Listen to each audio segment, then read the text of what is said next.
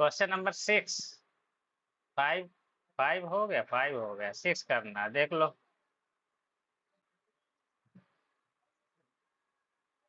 Question है, कह रहा है कि 5 हो गया, 6। किसी स्थान पर वैद्युत क्षेत्र की तीव्रता E 1/x² इंटू आई वोल्ट पर मीटर है। वैद्युत क्षेत्र की दिशा में है। वैद्युत क्षेत्र एक समान है अथवा असमान है।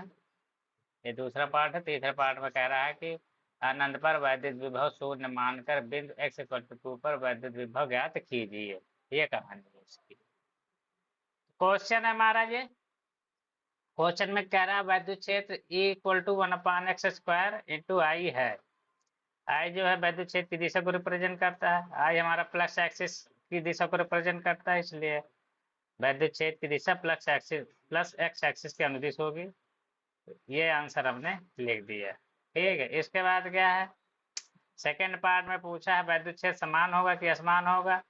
वैद्युत क्षेत्र जो है, जो यहाँ पे एक्स है, एक्स चेंज होगा तो पूरी वैल्यू चेंज हो जाएगी वैद्युत क्षेत्र की, तो इस वजह से ये असमान हो जाएगा। ठीक है, अगर यहाँ पे कोई संख्या लिखी होती है एक्स की जगह में तो फिर समान हो जाता है, या जो एक्स ही लिखा है और लिख देता कि एक्स कांस्टेंट है या स्थिर है, स्थिरांक अचर है, तो भी समान होता है, फिर बदल ही नहीं सकते तुम उसको। हालांकि हमारा रूल ये ज्यादातर क्या है ना, एक्स वाई जेड को हमेशा चर मानते हैं नॉर्मली, अगर कुछ ना लिखा हो। ए बी सी डी जो लिखते हो उनमें उनको स्थिरांक हो सकते हैं वो, अगर वो लिख दिया कि ये स्थिरांक है या कांस्टेंट है। ठीक है, जब तक किसी चीज को लिखेगा नहीं कि स्थिरांक है, तब तक उसको चर ही मानते हैं। ठीक है, चर होगा तो असमान होगा, अचर होगा, अचर का मतलब अब बदल नहीं सकते उसको, तो फिर समान हो जाता है। ठीक है, ये बात ध्यान रखना, इसका ट्रिक। ठीक है, यहाँ पे लिखना हो, एक लाइन लिख लेना, असमान है चूंकि एक्स चर है। क्या है? चर है। ठीक, अब है हमारा थर्ड पार्ट था। थर्ड पार्ट में हमारा आंसर क्वेश्चन था कि वैद्युत विभव हमको इन्फिनिटी पे दिया हुआ था। ठीक है,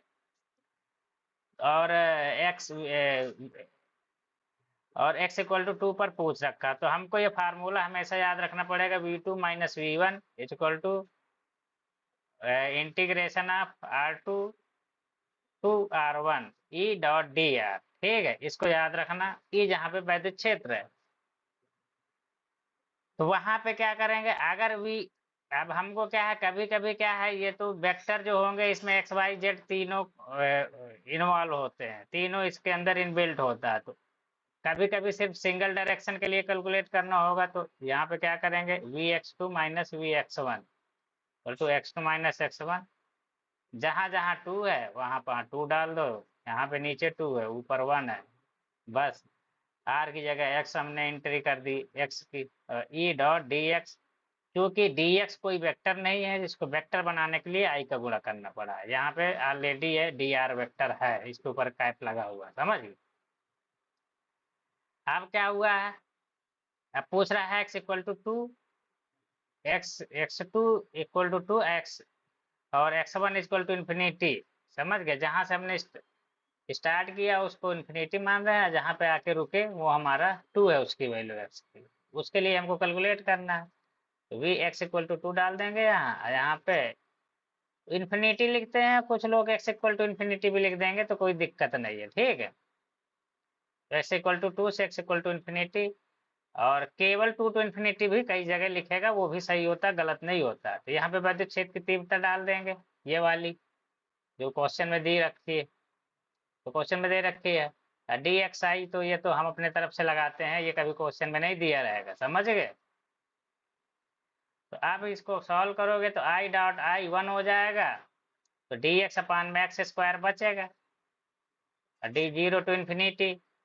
अब इसको क्या करेंगे, इंटीग्रेट करेंगे, तो 1/x माइनस का आएगा। ठीक है, और ऊपर फिर इसमें लिमिट ऊपर वाले को ऊपर लगा देते हैं, नीचे वाले के नीचे बड़े कोष्टक, इसको अप्लाई करते हैं। पहले x की जगह इन्फिनिटी रख दोगे, फिर माइनस चिन्ह लगा के x की जगह 2 रख दोगे, ये वाला चिन्ह हमने बाहर ले लिया। ठीक है, तो जब सॉल्व करोगे तो 1/2 प्लस का आ जाएगा, ठीक है, x इक्वल टू 2 पर। यही हमारा आंसर होगा, यही तरीका है, ठीक है। बाकी और भी तरीके, और भी क्वेश्चन पूछ सकता है इसमें। जैसे मान लो कभी पूछ दिया कि जैसे पूछ दिया इसी में कि v इंफिनिटी की जगह उसने बोल दिया कि v x इक्वल टू 3 पर हमारा विभव कितना है, 4 वोल्ट है, ठीक है। तो यहाँ पे क्या करोगे, v x इक्वल टू 4 पर कितना लिखोगे, नहीं x इक्वल टू 3 पर कितना लिखोगे, 4 वोल्ट। तो यहाँ पे 4 वैल्यू आ जाएगी, ये 4 वैल्यू यहाँ पे भी रहेगी, ये उधर पक्षांतर आके यहाँ पे जुड़ जाएगी, इधर भी जुड़ जाएगी, इधर भी जुड़ जाएगी, ठीक है। इन केस का भी क्वेश्चन देगा तो, ठीक। क्वेश्चन नंबर 7 कह रहा है कि r त्रिज्या के एक आवेशित गोली पृष्ठ पर q असमान रूप से वितरित है। q आवेश, ये q की जगह 9 लिख गया गलती से, इसको q ही समझना, ठीक है। इसको तुम लोग जब लिखना नोट करना तो सही कर लेना। गोली कोष के केंद्र से r दूरी पर विद्युत क्षेत्र की तीव्रता का व्यंजक निम्न है, ठीक है। E इक्वल टू 0 जब r इज लेस देन, यहाँ पे r भी नहीं लिखा हुआ है, इसको लिखना चाहिए था, r is less than capital R, small r is less than capital R। दूसरा केस होगा जब E इक्वल टू Q/4πε0r², जब r is greater than capital R। और फिर क्या पूछा हुआ है तीसरे पार्ट में, बी पार्ट में पूछा हुआ है कि एक सेकेंड, क्वेश्चन नहीं दिख रहा मेरे को। बी पार्ट में पूछ रखा है कि बी के साथ वी के परिवर्त वी, एक सेकेंड, इसमें भी कुछ गड़बड़ी है क्वेश्चन में, इसमें थोड़ा सी दिक्कत थी। इसमें जो लिखा है के पहले आर लगा हुआ है, क्वेश्चन जब नोट करना तो कर लेना सही, ठीक।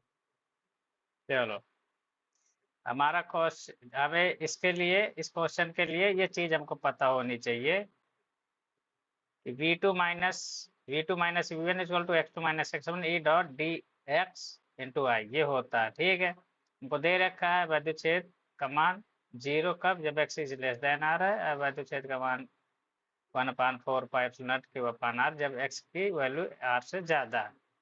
तो जब x की वैल्यू r से ज्यादा है, सॉरी, जब r की वैल्यू x से ज्यादा, स्मॉल r की वैल्यू कैपिटल R से ज्यादा, अर्थात बिंदु यहाँ पे होगा। तो ऐसे केसेस के लिए हमको सॉल्व करेंगे तो x2 हमारा जो हो जाएगा कैपिटल R हो जाएगा, सॉरी स्मॉल r, पर विभव कितना हो जाए, VR मान ले रहे हैं। जब x1 जो है हमारा, जिस बिंदु से स्टार्ट कर रहे हैं उसको इन्फिनिटी ले रहे हैं, उस बिंदु पर विभव इन्फिनिटी 0 रहेगा, वो हमेशा रहता है, ठीक है। अगर दिया ना हो कितना है तो हमेशा 0 मान लेते हैं। अब यहाँ पे वही सेम फार्मूला लेते हैं, v2 - v1, क्योंकि x2 पे हमारा विभव कितना है, VR। तो यहाँ पे अभी तो खैर v2 - vr, r to infinity लिख दिया हमने, 1/4πε0। यहाँ पे विद्युत क्षेत्र का मान लिख दिया, यहाँ पे dxi है ही है। x2 की जगह में हमने कितना रखा, r,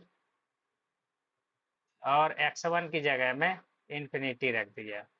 इसके बाद ये वाली वैल्यू अगले पद में लिखा है हमने, यहाँ पे भी चाहते तो लिख सकते थे, v की वैल्यू जब x2 r के बराबर है तो v भी r के बराबर है, जब x2 इन्फिनिटी है तो v कितना है, 0 के बराबर है। इसके बाद क्या करेंगे, इसको इंटीग्रेट जब करें तो i डॉट i 1 हो जाएगा, फिर क्या हो जाएगा, q/4πε0 और dx/x², इसको एक साथ मिक्स कर देंगे। ये वाला इंटीग्रेशन है, ये जो कांस्टेंट पद थे इसको बाहर ले आए हम, ठीक है।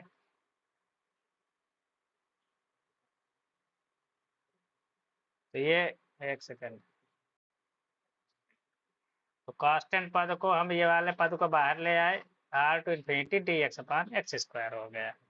इसको इंटीग्रेट करेंगे, जब इंटीग्रेट करते हैं तो 1/x आएगा माइनस में, इसमें लिमिट अप्लाई कर देंगे, नीचे वाली नीचे, ऊपर वाली ऊपर, ये वाला बाहर ही रहेगा।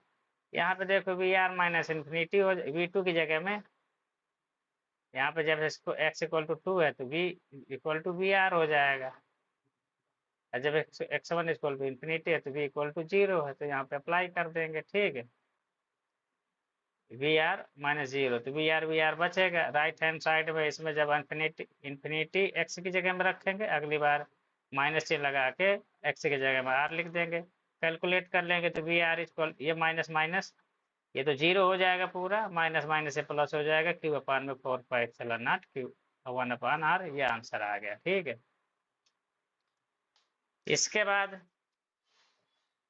अब हम क्या करेंगे, ये वो सारी कंडीशन के लिए है जब आर कैपिटल आर से बड़ा है या बराबर है, उसके लिए भी वैलिड रहता है। इस पे ये भी लिख सकते हो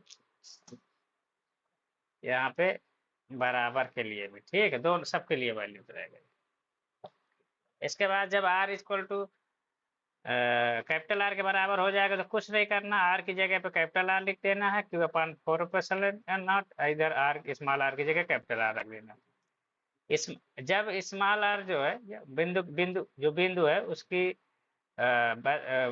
उस गोली कोष के अंदर होगा, अर्थात कैपिटल आर ये है, इससे छोटी हो जाएगी आर की वैल्यू। ठीक है, तो वहां पे क्या होगा, x2 की जगह में आर रहेगा पहले जैसे, v2 की जगह में जब x2 इक्वल टू आर होगा, जिस बिंदु पे जाकर रुक रहे हैं, v2 जो कि बी आर मान ले रहे हैं, इसी प्रकार x1 की जगह में अब की बार कहाँ से स्टार्ट करेंगे, यहाँ से स्टार्ट करेंगे। पहले कहाँ से, यहाँ पहले इन्फिनिटी से चले थे, ये आते आते यहाँ पर रुके थे। ठीक है, ये क्या था, R is greater than capital are.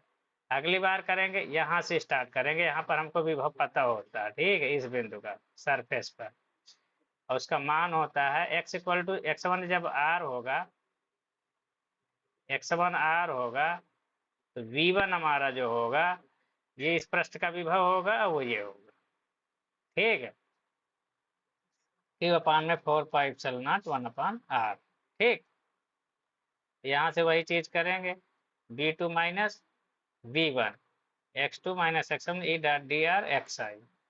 इसके बाद क्या करेंगे, अब चूंकि अब चूंकि वैद्युत क्षेत्र का मान इस केस के लिए जब क्वेश्चन में दिया हुआ है, वैद्युत क्षेत्र क्या है, 0। जब वैद्युत क्षेत्र 0 होगा तो उसका वेक्टर बनाएंगे तो वो भी 0 ही होगा, उसका वेक्टर भी 0 होगा, परिमाण 0 है तो यहाँ पे 0 लिख देंगे। अब 0 लिख देंगे तो इंटीग्रेशन करने के बाद जब ये 0 ही है तो गुणे होकर 0 होगा, इंटीग्रेशन भी 0 ही आएगा। ठीक है,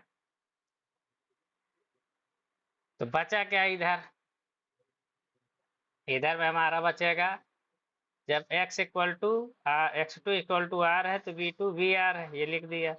जब x1 equal to capital R है तो v1, तो यहाँ पे चलो ठीक है, v1 हमारा 2 अपान में 4πε0 1/r हो जाएगा। इसमें कई बार v लिख देते हैं, केवल v लिख देते हैं, ये भी चलेगा। ठीक है, x2 इक्वल टू आर पर v equal to V R, और v equal x1 equal to capital R पर v इक्वल टू 4 अपान में 4πε0 1/r, यहाँ पे लिख दोगे। x equal to x2 equal to जब r है तो ये हो जाएगा q अपान में 4πε0 1/r। ये किसकी जगह पे है, ये वाले जब x equal to capital R है, बाद वाली limit, small R to capital R, तो ये 0 हो जाएगा। जब इसको सॉल्व करोगे तो ये वाला पद तो पूरा 0 आ जाएगा, तो ये 0 आके ये वाला उधर उठ के इधर चला जाएगा, तो वी आर इक्वल टू 1/4πε0, और यहाँ पे क्यू रहेगा, ये इतना हो जाएगा हमारा। इसमें मैंने भी नहीं ध्यान दिया, यहाँ पे एक्स की जगह हर जगह आर आर होना चाहिए था, क्योंकि एक्स का तो बात ही नहीं किया उसने। ठीक है, तो यहाँ पे आर कर लेना, यहाँ पे आर कर लेना, फिर यहाँ पे आर कर लेना, थोड़े से लिमिट और फिर लिमिट में भी करेक्शन करना पड़ेगा, समझ गए। तो लिमिट में जैसे यहाँ पे है, यहाँ पे चूंकि हमने फार्मूला बना रखा है तो यहाँ पे R1 R2 करना पड़ेगा फिर। ठीक है, जैसे ये जो है ना, यहाँ पे R2 करना पड़ेगा, यहाँ R1 करना पड़ेगा। ठीक है, फिर यहाँ भी R2 हो जाएगा, तो यहाँ पे R1 हो जाएगा, समझ गए, फिर बाकी सब कुछ सही है। ठीक है, तो यहाँ पे डायरेक्ट करना हो वी आर कर लो, यहाँ पे ये तो 0 हो ही जाएगा, ठीक है, बाकी सब सही है। इसके बाद इधर में देखो, यहाँ पे जैसे x लिखा है तो यहाँ पे क्योंकि सारी बातें r पे ही हो रही, तो फिर यहाँ भी r करना पड़ेगा, r इक्वल टू r, और यहाँ पे भी r करना पड़ेगा, ठीक है, यहाँ पे r1 बोल, ठीक है, यहाँ पे v equal to V R, और v इक्वल टू जब जब इतना r equal to capital R होगा तो v इक्वल टू इतना होगा, जब r equal to small r है तो v equal to V R मान लिया, वही वैल्यू यहाँ पे पुट कर देंगे, तो यहाँ पे वी आर हो जाएगा, यहाँ पे v कैपिटल R हो जाएगा, बस और कुछ नहीं। तो यह भी यहाँ पे कैपिटल R वाली वैल्यू यहाँ पे ये पुट कर दिए ये वाली, ठीक है, इस तरीके से ये हो जाएगा। जब तुम लोग मैथ पूरा पढ़ लोगे तो ये बड़ा आसान लगेगा, अभी मैथ नहीं पढ़े हो इंटीग्रेशन वाला टॉपिक, इस वजह से थोड़ा समझाने भी और तुम लोग को समझने में भी थोड़ा दिक्कत जा रही है। क्वेश्चन नंबर 8 देखो, एक वैद्युत द्विध्रुव जिसका द्विध्रुव आघूर्ण P है, एक समान वैद्युत क्षेत्र E में सामने स्थित वैद्युत क्षेत्र की दिशा में रखा है, द्विध्रुव को 90 डिग्री और 180 डिग्री घुमाने में किया गया कार्य कितना होगा। हालांकि ये क्वेश्चन आसान है, फिर भी करा देते हैं। ये क्वेश्चन है, ये बहुत अच्छा क्वेश्चन है, यूपी बोर्ड में हमेशा पूछा जाता है ये 2 नंबर का।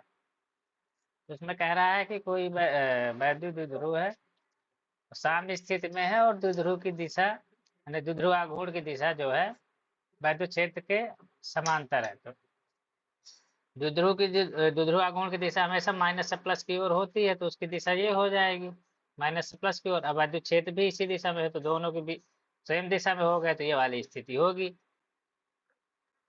और स्थायी संतुलन की स्थिति में द्विध्रुव आघूर्ण एकदम उसी के समांतर होता है वैद्युत क्षेत्र के, तो यहाँ पे थीटा जो हो जाए 0 हो जाएगा। थीटा होता क्या है, डब्ल्यू बराबर में P1 माइनस कॉस थीटा, यहाँ पे थीटा क्या होता है, वेक्टर P द्विध्रुव आघूर्ण और वैद्युत क्षेत्र के बीच का कोण होता है, तो यहाँ पे दोनों सेम ही दिशा में है, तो इसलिए कोण 0 हो जाएगा।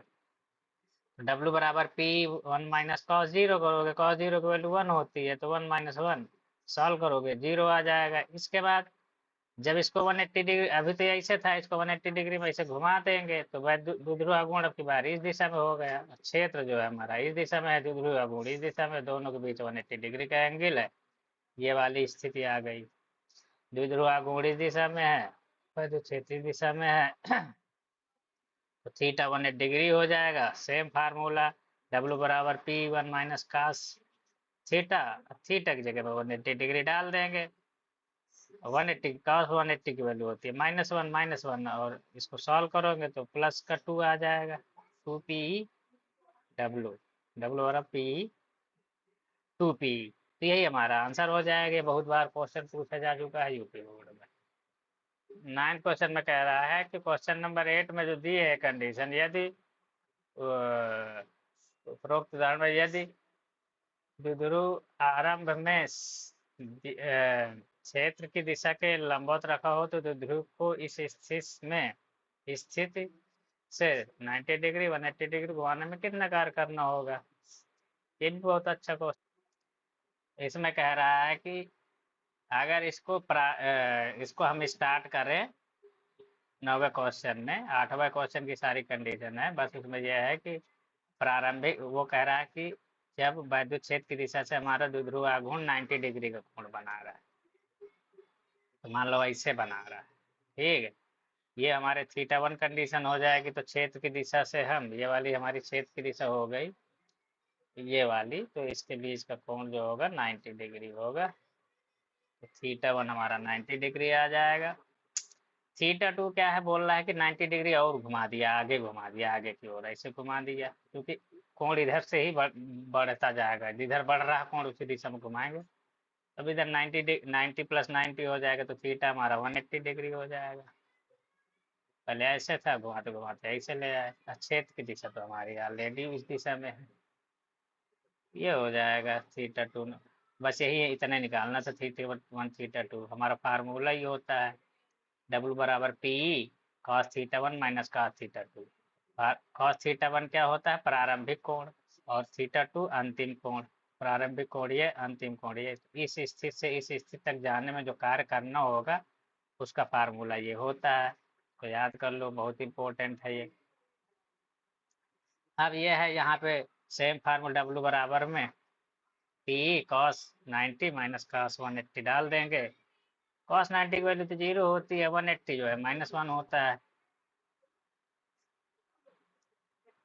यहाँ से सॉल्व करेंगे तो डब्ल्यू बराबर में प्लस का पी आ जाएगा। इसी प्रकार से दूसरे पार्ट में कह रहा है कि प्रारंभिक स्थिति वही लेंगे कि वो वैद्युत क्षेत्र की दिशा से हमारा द्विध्रुव आघूर्ण 90 डिग्री का एंगल बना रहा, लेकिन उसको और घुमाएंगे आगे की ओर। कितना घुमाते जाएंगे?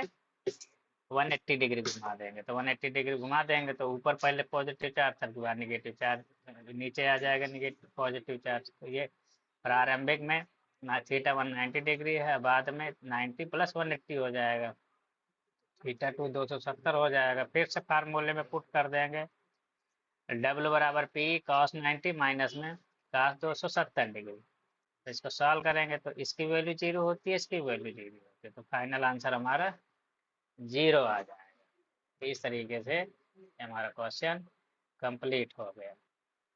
10वां क्वेश्चन में कह रहा है कि चित्र में एक ठोस धातु का गोला एक समान वैद्युत क्षेत्र में रखा है।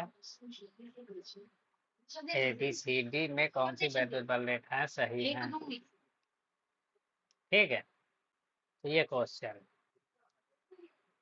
चल इसमें मेन कंडीशन ये होती है, कोई भी वैद्युत बल रेखा अगर जा रही है, रास्ते में कोई चालक पड़ गया, कोई भी चालक पड़ गया, धात्विक चालक होना चाहिए, धातु हो तो धातु तो चालक होती ही है, तो हमेशा पृष्ठ के लंबवत होती है वैद्युत बल रेखा। तो ये क्या है, ये आ तो रही है लेकिन ये इस पृष्ठ के लंबवत नहीं है। ठीक है, लंबवत मतलब 90 डिग्री का कोण बना लीजिए। ये वाली लंबवत हो सकती है, लेकिन चलो ठीक है, लेकिन वैद्युत क्षेत्र चालक के अंदर कभी नहीं होता, तो वैद्युत बल रेखा चालक के अंदर हो ही नहीं सकती, बन ही नहीं सकती।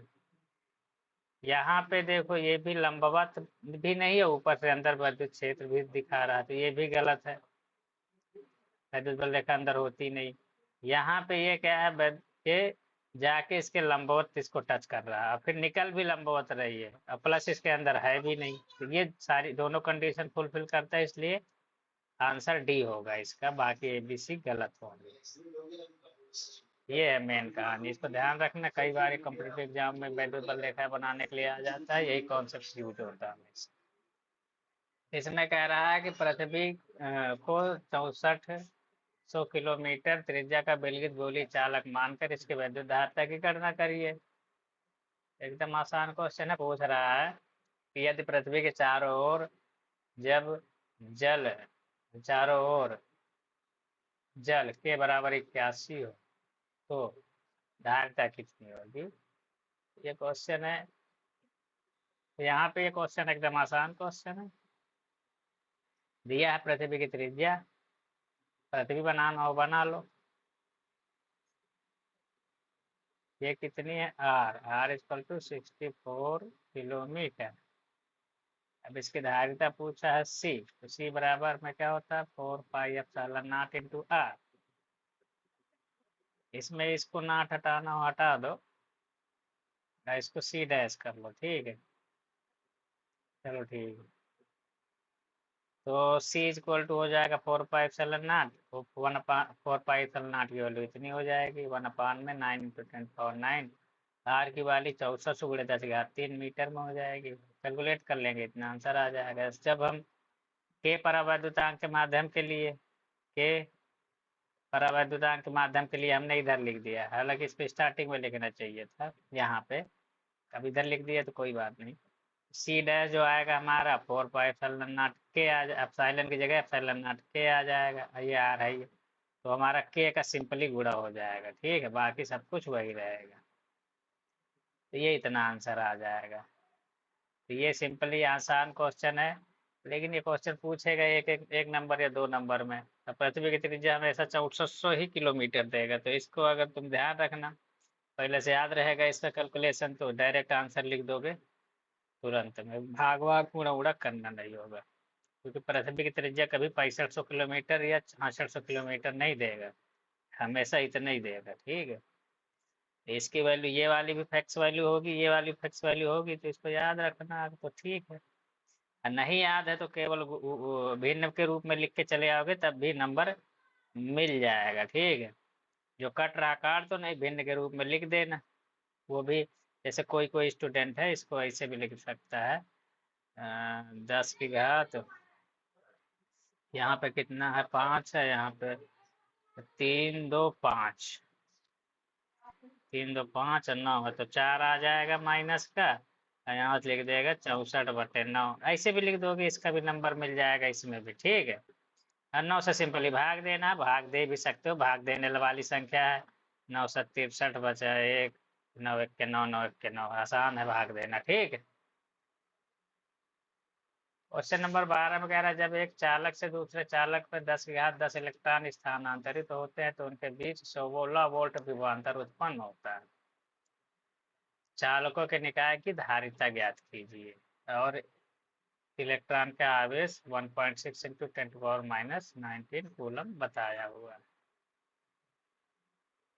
तो यहाँ पे क्या होगा हमारा, कोई ये चालक ए है, ये चालक बी है, इससे मान लो इलेक्ट्रॉन इधर से इधर ट्रांसफर किए गए तो ये धनावेशित हो जाएगा, ये ऋणावेशित हो जाएगा।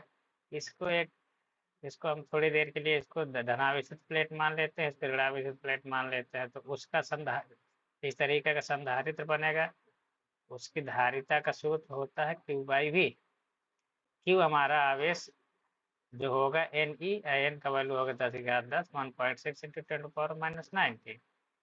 अब V हमारा वोल्टेज दिया हुआ है, C=Q/V अप्लाई कर देंगे। Q हमेशा धनावेशित सेट कर लेते हैं, धारिता हमेशा पॉजिटिव आनी चाहिए, ऋणात्मक कभी नहीं होती। तो अब यहाँ पे जब इसको वैल्यू पुट करेंगे तो इतना आंसर आ जाएगा, 10 की घात -10 फैरेड। तेरे क्वेश्चन में कह रहा है एक संधारित्र दो धातु की प्लेटों से बना है जिनके बीच की दूरी d है, एक धातु की पट्टी जिसकी मोटाई d/2 है, इन प्लेटों के बीच में रखी जाती है, तो दोनों स्थिति में धारिताओं का अनुपात ज्ञात करो।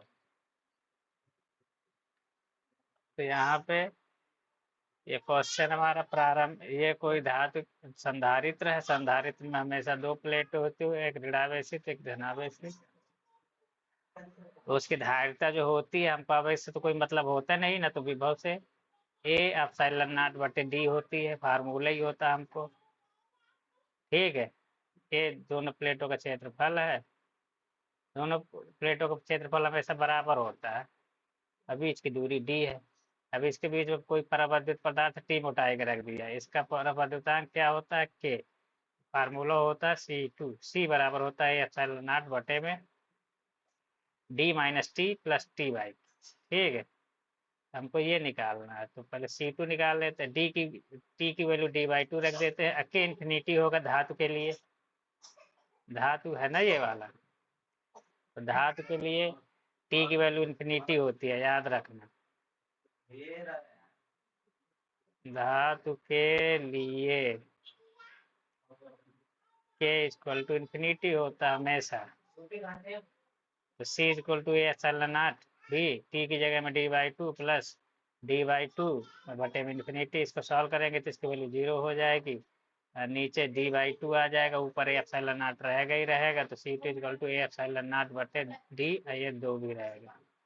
जब C1/C2 तो बाएं का बाएं में भाग दे दिया, दाहिने का दाहिने में भाग दे दिया, ये सब कट कुट आ जाएगा, ये 1/2 आ जाएगा आंसर इस प्रकार से। क्वेश्चन नंबर 14 में कह रहा है चित्र में ज्ञात कीजिए ए पार्ट में तुल्यधारिता P में प्रत्येक संधारित्र के सिरों का विभवांतर।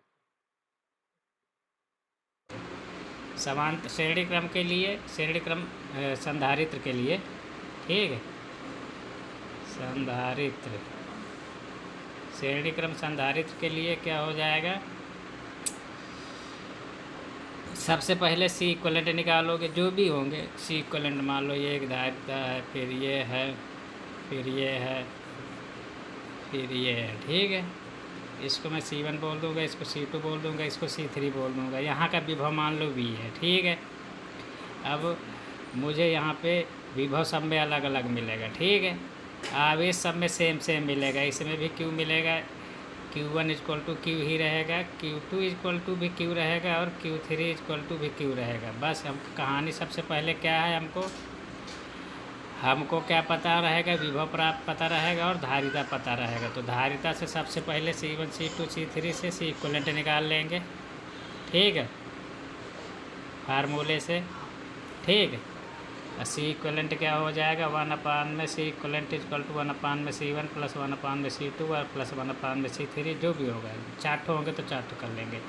जब धारिता निकल आएगी उस धारिता का यूज करके Q निकाल लेंगे, Q equal to CV, V जो होगा बैटरी का विभव पूरा ले लेंगे, ठीक है, जो यहाँ से यहाँ तक के बीच का विभव होता है, ठीक है। अब जब हम Q निकल आएगा तो वही Q इसमें भी जाएगा, वही Q इसमें जाएगा, वही Q इसमें जाएगा। अब हमको क्या निकल आया, C1 C2 C3 अलग अलग निकल आया, Q1 Q2 Q3 हमको पता चल गया। तो अब उसको यूज करके हम V1 निकाल लेंगे, V1 equal to Q1 by C1, V2 equal to Q2 by C2, V3 equal to Q3 by C3, ठीक है। अब इस ट्रिक का हम यूज कर, इस नियम का यहाँ पे यूज करेंगे। तो यहाँ पे देखो, जैसे यहाँ पे 30 वोल्ट बैटरी का, 30 वोल्ट एक बैटरी हो लगी चाहे 10, ठीक, टोटल तो विभव 30 ही बता रहा है ना, हमको इससे विभव से मतलब है। तो सबसे पहले हमने क्या निकाला, C इक्वलेंट निकाला, ठीक है। C equivalent 1/C1 plus 1/C2 होगा। C1 हमारा इतना है, C2 इतना है, तो 1/C1। C इक्वलेंट हम यहाँ से कैलकुलेट कर लिए, कितना आ गया, 2 माइक्रो फैरेड। इसको फैरेड में कन्वर्ट करने के 2 × 10⁻⁻6 हो जाएगा। फिर अब हम क्या करेंगे, Q निकालेंगे। Q का होगा C equivalent into V total पहले वाले और लास्ट वाले के सिरे के बीच का विभव, तो वो हमको पहले से 30 वोल्ट दे रखा, 30 का गुणा करा दिए, आंसर आ गया। अब यही आवेश इसमें भी जाएगा, इसमें भी जाएगा, तो Q1 की वैल्यू भी 60 इंटू 10⁻⁻60 होगा, और Q2 की वैल्यू भी इतनी होगी, 60 इंटू 10⁻⁻6। अब मुझे क्या है, विभव निकालना संधारित्र 1 के लिए, V1 equal to Q1 by C1 कर देंगे, और यहाँ पे संधारित्र 2 के लिए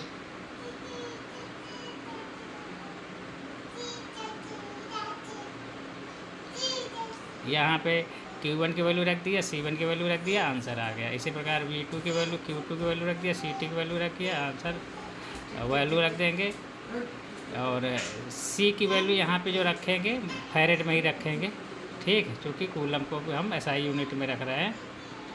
तो यहाँ पे इसको फैरेड में रखेंगे तो 3 × 10⁻⁻6 आएगा, यहाँ पे 6 × 10⁻⁻6 आएगा, सॉल्व कर लेंगे आ जाएगा, तो विभव हमारे निकल आए। ये प्रोसीजर हमेशा ध्यान रखना, ये हमेशा काम आएगा, ठीक है। ये यूपी बोर्ड में इसी लेवल के सवाल पूछे जाते हैं हमेशा। तो यहाँ पे मैं एक बार और बता देता हूँ, C1 हमारा कितना है, 6 × 10⁻⁻6 फैरेड, और C2 कितना है, 3 × 10⁻⁻6 फैरेड, ठीक है। यह प्रोसीजर समझ में आ गया होगा। इस पे सवाल बहुत आएंगे अभी आगे, तो इसको प्रैक्टिस कर लो और सीख लो।